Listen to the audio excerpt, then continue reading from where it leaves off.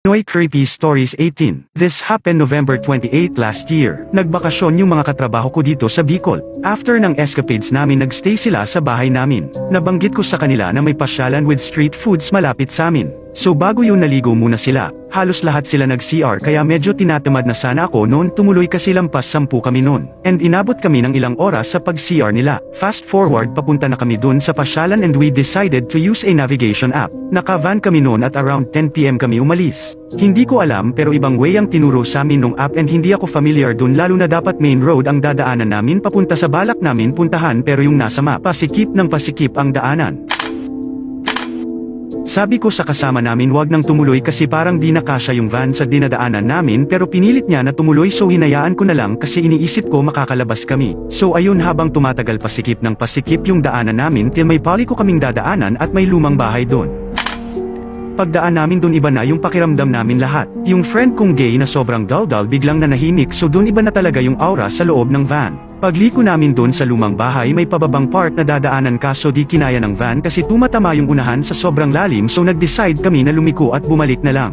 Nahirapan kaming lumiko kasi masikip yung kalsada, and sa may curve sa tapat ng lumang bahay lang kami pwedeng lumiko pero pahirapan pa. Bumaba yung mga guys na kasama namin para tulungan yung driver na makaliko doon sa curve. Nung una ayaw bumaba nung gay namin na kasama, so nagtataka na kami doon. Fast forward nakaliko na kami. Tapos nakabukas yung bintana sa harap ng van kung saan ako nakaupo at yung isa kong friend. Sabay kami nagtinginan nung biglang may umiyak ng humahagulgol kaya dali-dali namin sinarado yung bintana ng van. Paglampas namin doon sa lumang bahay biglang nagsalita yung friend kong gay na nung time na dadaan kami doon sa pababang part ng kalsada, nakita niya sa harapan namin yung bata na nakangiti daw at malaki ang ulo niya.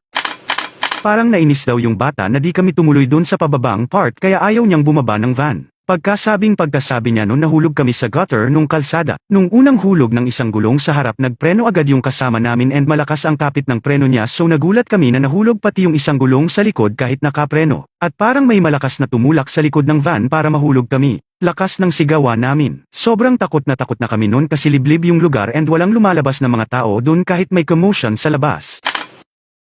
Sobrang helpless namin, so tumawag ako ng tulong and nagpicture ako. Dun sa picture di ko ine-expect na mag-capture yung katulad ng dinescribe ng friend ko na bata na malaki ang ulo.